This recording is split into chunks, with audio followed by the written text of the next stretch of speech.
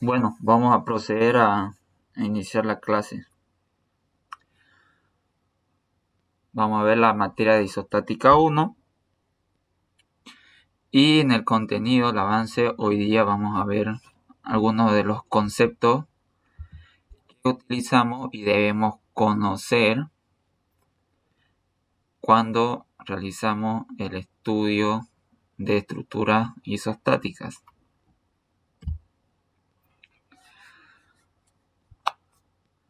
¿Qué es la estática? Dice, estudia a los cuerpos en equilibrio. Y dentro de la rama de la ingeniería civil, que es lo que estamos estudiando, estudia el equilibrio de las estructuras en busca de la estabilidad, seguridad y funcionalidad de las obras civiles.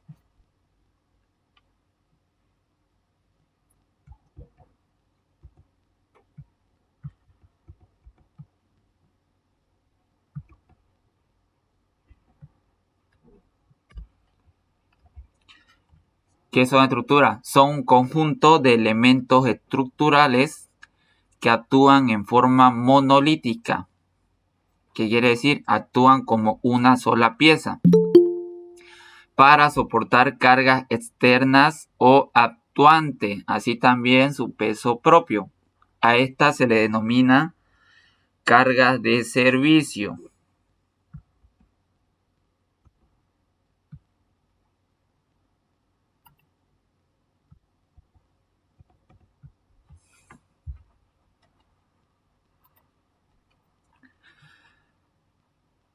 Ya, las estructuras soportan cargas. ¿Qué tipo de carga? Puede ser su peso propio. Si hablamos de una estructura de hormigón armado, su peso propio viene a ser el hormigón y las barras de acero, fierro, que es lo que conforma el hormigón armado. Si hablamos de madera, igual tiene su propio peso. Se pueden hacer estructuras metálicas. Entonces, dice, estas son un conjunto de elementos estructurales. ¿Qué son los elementos estructurales? Son las componentes de una estructura. Como, por ejemplo, podemos hablar en el caso de un edificio. Este está conformado por vigas, columnas, losas, cimientos. Los cimientos son las fundaciones. Puede ser una zapata, pueden ser pilotes que vienen cuando son edificios ya mucho más altos o el terreno no es adecuado. En algunos casos se debe utilizar pilotes como fundación. Las cubiertas, escaleras, muros y etcétera. Hay más. Análisis de equilibrio de los cuerpos. Con fines de estudio académico, analizamos a los cuerpos en los sistemas plano y espacial. El sistema plano se analiza los cuerpos en dos dimensiones, X e Y, son los dos ejes cartesianos. Y en el sistema espacial se analiza los cuerpos ya en tres dimensiones, X, Y, Z. La estática en el plano nos origina tres ecuaciones de equilibrio estático. ¿Ya? Es lo que vamos a buscar y vamos a analizar en la materia. ¿Ya? Es importante que vayan mentalizándose en esto de cumplir las tres ecuaciones de equilibrio estático. Esto es cuando hablamos en el plano. Si es un sistema espacial, las ecuaciones ya son más. Debemos cumplir una de las primeras, sumatoria de fuerzas horizontales. ¿Ya? Normalmente, ¿qué tipo de cargas me generan fuerzas horizontales? Las de viento. Y debemos cumplir la condición de que la sumatoria de fuerzas horizontales o en el eje en X tiene que ser igual a 0. La sumatoria de fuerzas verticales, tomamos positivo hacia arriba y para que el sistema esté en equilibrio se debe cumplir la misma condición, que la suma de todas las fuerzas que tengan en la vertical tiene que ser igual a 0 para estar en equilibrio estático. Y por último tenemos la sumatoria de momentos, que son los momentos, son giros que me causan alguna fuerza de trasladarla de un punto a otro. Para su sentido vamos a adoptar positivo un giro horario.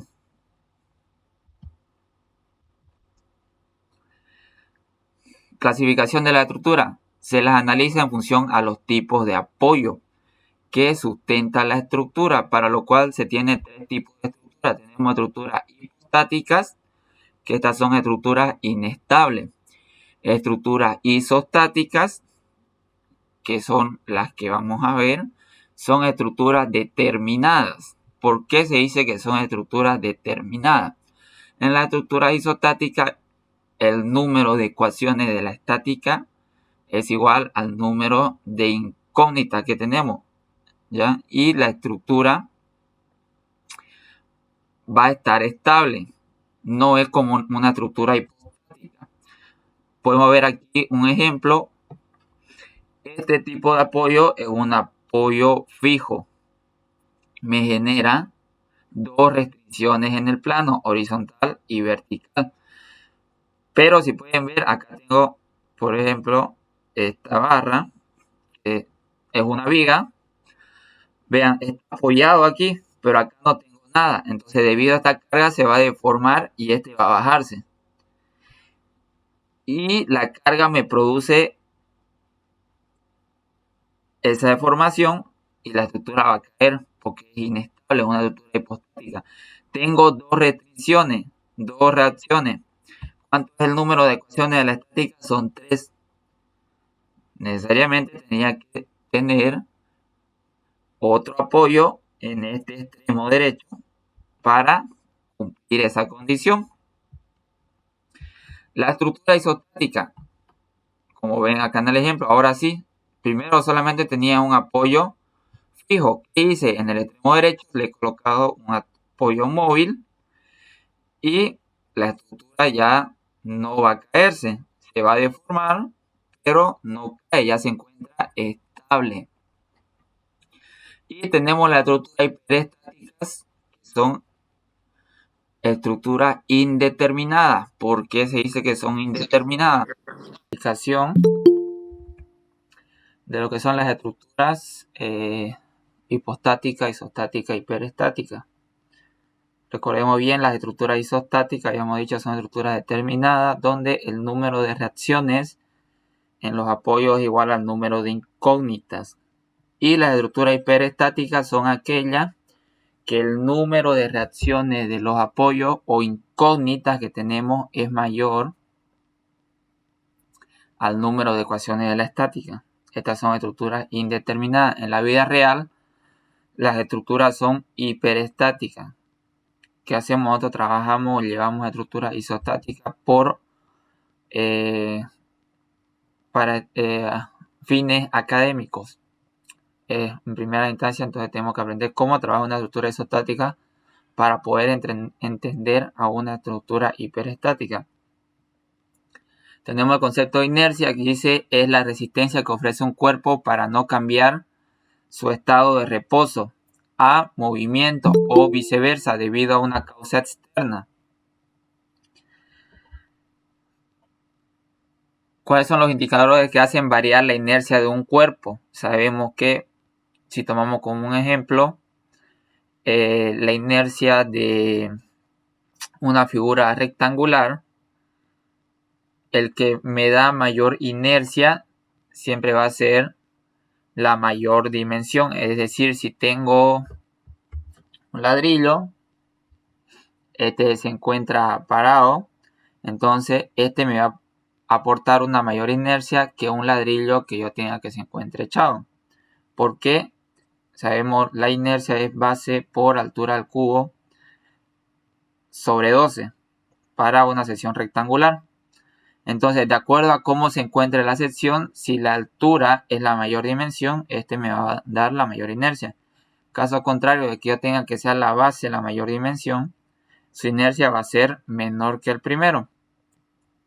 La inercia de un cuerpo varía en función a tres indicadores básicos elementales, que son el volumen que tiene el cuerpo, el punto de aplicación, es decir, dónde se está aplicando la carga en ese cuerpo, y la constitución que tiene dicho cuerpo. El concepto de fuerza dice es aquella carga externa que al actuar sobre un cuerpo es capaz de modificar el estado de reposo o movimiento rectilíneo uniforme de un cuerpo. Esta es la primera ley de Newton. Teniendo cuáles son los parámetros de una fuerza, toda fuerza en el plano tiene 4 parámetros que debemos conocerlo. ¿Cuáles vienen a ser? Es el punto de aplicación, la dirección, que es el que me indica con respecto al plano tradicional el ángulo de inclinación que tiene dicha fuerza donde se está aplicando el punto. Este es el que me indica su dirección. Su sentido viene dado por la flecha, es decir, esta fuerza va a estar entrando en este punto. Si la flecha se encontrará hacia el otro lado, va a estar la fuerza saliendo del punto de aplicación. Y la intensidad se refiere al peso de la carga, o ya cuál es su magnitud. Podemos decir una fuerza de 50 kilogramos o 100 kilonewton. Esa es la intensidad que tiene dicha fuerza. El sistema de fuerzas, se tienen tres tipos de fuerzas, que son las que vamos a ver: concurrentes, no concurrentes y fuerzas paralelas. ¿Cuáles son las fuerzas concurrentes? Son aquellas que todas ellas en este sistema llegan o salen de un mismo punto de aplicación. Las fuerzas no concurrentes pueden tener distintos puntos de aplicación dentro del mismo plano. Estas son las fuerzas no concurrentes. Y las fuerzas paralelas son las que tienen distintos puntos de aplicación en cualquier punto del plano, pero se tiene que respetar que estas están dentro de un mismo plano y son paralelas entre sí. Principios básicos elementales de la estática son conceptos prácticos que la estática necesita para su estudio y aplicación. Es lo que hoy vamos a ver, lo que es el paralelogramo de fuerzas. ¿Qué utilizamos para poder descomponer lo que son estas fuerzas? Utilizamos primero, tenemos el paralelogramo, que si lo aplicamos analíticamente utilizamos la ecuación de Pitágoras, que nos dice el módulo resultante va a ser igual a la raíz cuadrada de la resultante horizontal. En este caso, nuestro ejemplo que tenemos viene a ser la fuerza 2, es cierto, está en la horizontal dentro de un plano, más la resultante elevado al cuadrado más la resultante vertical, o en Y viene a ser esta la fuerza 1 elevado al cuadrado. Es decir, por más que las fuerzas sean negativas, como va a estar elevado al cuadrado, este me va a arrojar un valor positivo, el módulo de la resultante. Ya nosotros simplemente con las fuerzas que tengamos vamos a saber cuál va a ser su sentido. Y la dirección me la indica el ángulo de inclinación con respecto a la horizontal. O también podemos tener descompuesto de la misma manera. Vean, lo único que estamos haciendo es proyectar la fuerza 1. Y está con respecto al ángulo o la dirección con respecto a un ángulo de inclinación con respecto a la horizontal. Este viene a ser lo que es el triángulo de fuerza.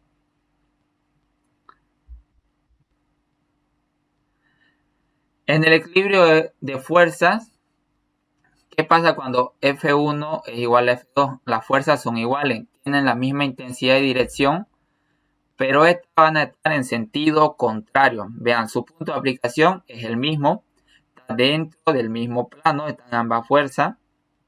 Este es el sistema, pero ambas son contrarias. ¿Qué va a ocurrir? Ahí está el equilibrio estático. Y va a ser un sistema nulo. ¿Por qué se dice un sistema nulo? Porque en la sumatoria de fuerza F1 y F2 se van a hacer igual a 0. La resultante va a ser 0. Ambas fuerzas tienen la misma intensidad, tienen la misma dirección, pero están en sentido contrario.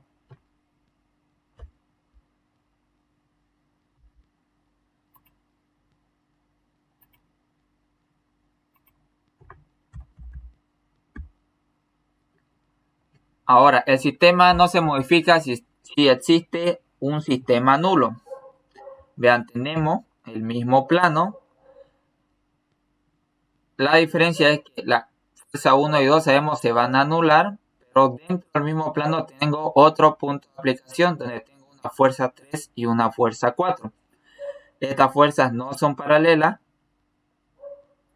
son concurrentes en un mismo punto, pero no tienen la misma dirección ni la misma intensidad y tampoco el sentido. Son sentidos igual, son opuestos, pero al no tener ya la misma intensidad o la magnitud de estas fuerzas, no se pueden anular entre sí.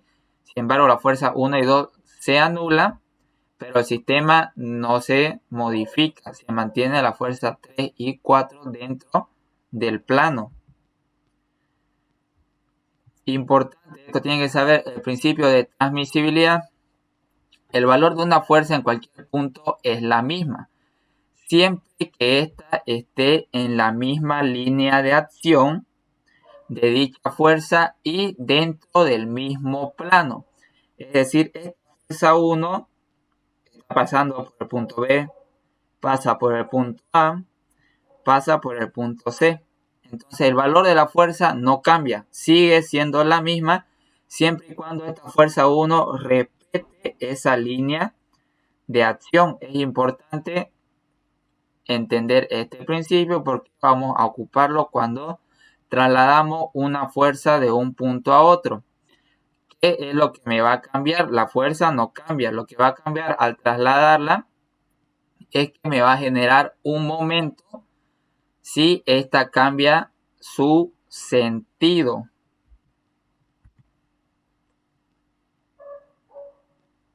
O la línea de acción. Tenemos en principio el concepto de acción y reacción. Sabemos bien, a toda acción se opone una reacción de igual magnitud, pero en sentido contrario. Es decir, si existe una fuerza externa, tal fuerza será contrarrestada por otra igual, pero en la dirección opuesta. Esta es la tercera ley de Newton. Suponiendo acá tengo dos bloques, ¿ya? En el cual el peso o la fuerza que va a tener este bloque 1 le estamos llamando F1 y F2. Entonces dice a toda acción, ¿cuál le viene a hacer las acciones? Fuerza 1 y la fuerza 2. Esa acción, suponiendo acá debajo tenemos un piso, una losa, ¿no? Y estos dos bloques se están apoyando sobre esa losa. Tiene que haber una fuerza de igual magnitud. ¿Cuál va a ser su magnitud? La sumatoria de la fuerza 1 y de la fuerza 2 tiene que ser igual a una fuerza que sea contrarrestada, dice, de la misma magnitud o intensidad, que viene a ser la fuerza resultante, esta que está con azul, pero en sentido contrario. ¿Para qué? Para que exista el equilibrio estático. Entonces vamos a tener la fuerza resultante, va a ser igual a la fuerza 1 más la suma de la fuerza 2 y tiene que estar en sentido contrario para que exista el equilibrio.